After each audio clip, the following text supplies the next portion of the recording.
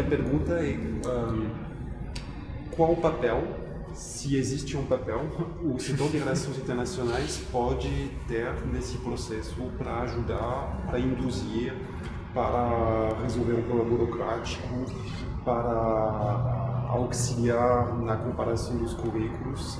É relevante contar com o setor de relações internacionais ou não? Porque, na verdade, é um trabalho mais de pessoa mais acadêmico, de pessoa que tem essa vivência.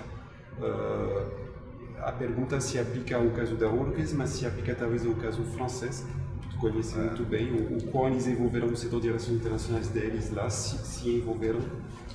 Bom, não sei. Pode dizer que não tem. Não, ok, não há problema. Primeiro, de fato, o teu convênio, tu não precisou de nós para escrever. Ok, certamente. Tem um caso específico, isso eu imagino que a necessidade de suporte vai variar caso a caso, em função da experiência das pessoas que vão estar envolvidas no estabelecimento, da redação do convênio, e experiência às vezes não só da relação com a instituição exterior, mas às vezes, o que por incrível que pareça pode ser o mais complicado, que é o do conhecimento de como é que funcionam as estruturas internas da URGS para estabelecimento de um convênio internacional. Então, nesse sentido, para mim, a Relinter tem vários papéis a cumprir. Um primeiro papel é dar esse suporte, que obviamente será maior ou menor, dependendo de qual é o usuário que vai solicitar os serviços da Relinter para estabelecimento de convênio. Mas, obviamente, eu não consigo conceber o estabelecimento de qualquer convênio dessa natureza sem a existência de um setor específico na URGS que trate isso. Aliás, seria estranho dialogar com a instituição estrangeira sem haver a referência de quem é a Relinter ou o equivalente disso na URGS. Primeiro, não me passa pela cabeça a possibilidade de não existir esse setor. Eu creio que eu teria dificuldades de dialogar com qualquer parceiro se eu não pudesse oferecer esse ponto de contato. Agora, quais são os papéis, né, que a Relinter e o que da minha experiência, eu imagino, poderia pensar que eu senti falta e que eventualmente alguém que esteja tentando estabelecer um convênio dessa ordem pode sentir falta. Primeiro, a questão de modelos, né, de suporte. Muitas vezes os professores, que normalmente, como tudo na universidade, a gente pode falar de regras, normas, estruturas, leis, conceitos, mas a diferença que vai determinar que alguma coisa seja realizada ou não vai ser a motivação de um grupo de docentes da universidade, um grupo de servidores para levar isso adiante. Então, existe um grupo de docentes engajados para fazer isso. Então, existir modelos prévios, adequados às realidades de diferentes países, porque também eu imagino que, se pensar, se a gente está querendo se internacionalizar, a gente tem que ter a capacidade de se adaptar às exigências e aos contextos das instituições de ensino que são em países diferentes.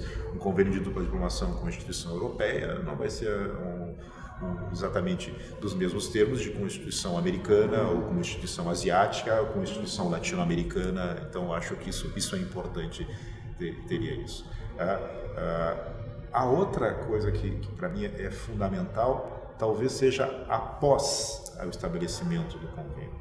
Tem algo que o setor de relações internacionais, por exemplo, da instituição que eu conheço mais, que é Montpellier, que é um trabalho que ele realiza, um espaço que ele ocupa, que é fundamental, que é o trabalho de recepção. Então, os nossos alunos que participam desse convênio são particularmente privilegiados, porque o que acontece é que dentro da estrutura da universidade, além de existir o setor em nível da universidade, existem setores de relações internacionais em nível de unidade. E esse setor em nível de unidade, que dialoga, obviamente, com o setor da universidade, ele toma conta, né? É ele que recebe, que recepciona. Então, existem pessoas, isso acaba sendo pessoas que acabam desenvolvendo um conhecimento específico e desenvolvendo uma infraestrutura de recepção que é extremamente importante, né? A gente tem que entender que nos casos concretos a gente vai estar lidando muitas vezes com, não diria adolescentes, mas pessoas muito jovens, com muito pouca experiência, que muitas vezes estão saindo para ser a sua experiência, nem a sua primeira experiência fora do país, a sua experiência fora da casa dos pais, né?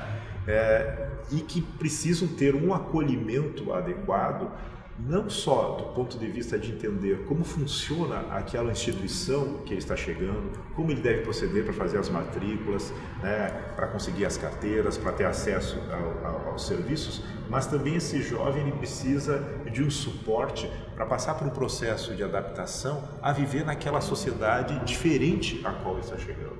E isso vai desde coisas assim, bem prosaicas e práticas, como um alojamento, uma conta no banco, a maneira como ele vai ter que pagar o transporte coletivo, mas é também um diálogo para saber como a sociedade funciona, como são os serviços, quem é responsável por cada coisa naquela sociedade, aonde eu devo me dirigir em caso de problemas de segurança, em casos de problemas de saúde, em casos de problemas financeiros. Isso não é óbvio. Nós, quando começamos a conhecer o funcionamento da sociedade, a gente começa a aprender isso aos poucos e isso vai ficando com uma certa naturalidade. O aluno que chega no convênio de dupla diplomação, ele tem um período extremamente curto para se apropriar desse conhecimento. Então, eu creio que uma estrutura de recepção mais bem estruturada, mais bem dirigida, que as nossas comissões de graduação aqui na URGS não têm condições de oferecer, isso eu creio que deveria ser uma prioridade extremamente importante, é uma lacuna que a gente precisa preencher. Nós já não temos, eu acredito por meios próprios, como preencher uma lacuna que é fundamental, que é a lacuna do alojamento. Isso, pela nossa própria realidade, eu não vislumbro a possibilidade de conseguir vencer isso, a gente não consegue vencer essa dificuldade nem para os nossos alunos de graduação. Mas eu creio assim que os processos, voltando um pouco para o tema de dupla diplomação, ele tem um aspecto, fechando um pouco o laço assim, né, do começo da nossa conversa, é que eles, como tem uma convicção, né, eles são baseados em processos de cooperação, de confiança mútua, de relações institucionais que são baseados em pessoas, mas a dupla diplomação ela permite uma formalização que institucionaliza essas relações. E aí ela deixa de ser apenas o reflexo e ela tem esse processo de realimentação. Ela começa a estimular alterações, discussões, né? Uma coisa de autocrítica, né, dos cursos de graduação e de todas as estruturas da universidade, que eu creio que é extremamente positivo para resolver não só as dificuldades específicas que são encontradas na hora de implantação dos convênios de dupla diplomação, mas também para identificar e começar talvez a encontrar soluções para problemas que são comuns a outras ações que a universidade tem que estabelecer. Por exemplo, né, a gente acabou caindo nessa coisa que é de criar as condições para que candidatos de outros locais realmente tenham condições de cursar os nossos cursos. Eu acho que essa é uma etapa importante que a nossa universidade tem que conseguir, é um degrau, né, que a gente tem que vencer para realmente a gente tornar uma instituição do porte que a gente tem condições de ter e da representatividade que a gente merece ter no cenário nacional. Com certeza. Então, eu acho que vamos te agradecer muito, a conversa foi muito interessante e nós temos muitos outros encontros no MOOC para rediscutir ou aprofundar boa parte do que foi comentado aqui, se não tudo. Muito obrigado. Eu que agradeço a oportunidade. Obrigado.